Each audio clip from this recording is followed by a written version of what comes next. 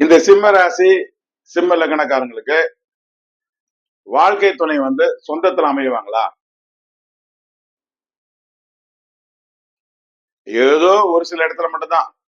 ஆனா 99% மேல அந்நியத்துலதான் வாழ்க்கை துணை அமைவாங்க.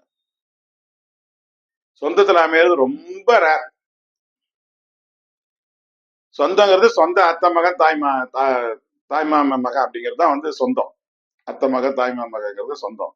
மத்த எல்லாம் அந்நியம் தான். அடுத்து ஒண்ணு விட்ட சொந்தம் கூட அந்நியம் தான்.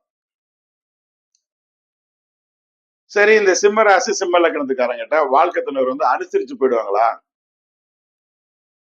அது என்ன மாயமோ என்ன மந்திரமோ தெரியல.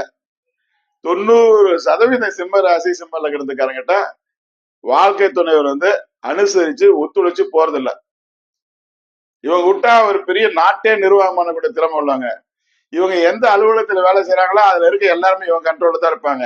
இவங்க எந்த தொழில் செய்யறாங்களோ அந்த தொழில எல்லாருமே இவங்க கண்ட்ரோல் தான் இருப்பாங்க. இவங்களோட கட்டளை காத்திருப்பாங்க. ஆனா வீட்டுல இவங்க வாழ்க்கை துணைவர் இவங்களை அனுசரிச்சு ஒத்துழைச்சு போறதில்ல. நாம என்ன பண்ண முடியாது. ஏதோ மாயமோ மந்திரமோ தெரியல. சரி, ஒரே வரியில இவங்க திருமண வாழ்க்கை திருப்திகரமா இருக்குமா இருக்காதா? அதை மட்டும் சொல்லுங்க. இவ்வளவு திருமண வாழ்க்கை திருப்திகரமா இருக்குமா இருக்காதா? திருப்திகரமா அமையறது இல்ல.